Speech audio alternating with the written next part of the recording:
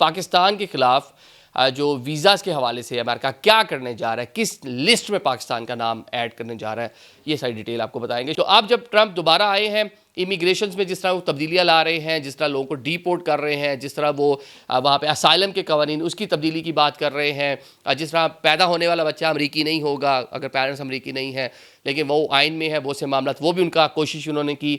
तो ये उसी का ही कह लें कि आगे चीज़ें उसी को आगे लिंक कर रही हैं।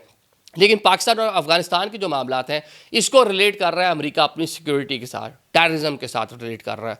तो ये हम पता नहीं कब निकलेंगे, मिल के हम जंगें लड़ते रहे हैं, बाद में मलबा सारा पाकिस्तान के ऊपर। तो अब जनाब उसके अंदर ये है कि पाकिस्तान को बिल्कुल बैन नहीं होगा, क्योंकि पाकिस्तानी 1 लाख पाकिस्तानी अमेरिका में मौजूद हैं। अब जो अमेरिका पाकिस्तानी मौजूद हैं उनमें से जो वहाँ पे नेशनल हैं, बहुत से ऐसे लोग हैं जिनके पास यूएस रेजिडेंसी है, जिनके पास ग्रीन कार्ड है, मतलब 95% मैं तो कहता हूँ वो भी लोग शहरी हैं उनके जिनका ग्रीन कार्ड है।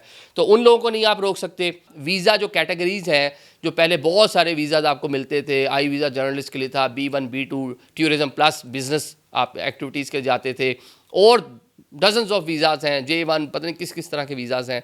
तो अब उसमें जनाब महदूद कर दिया जाएगा वीज़ाज। आपको जो टूरिज़म वीज़ा बहुत से लोग लगवा लेते थे वो अब नहीं मिलेगा, वो बहुत ही सिलेक्टिव कर देंगे।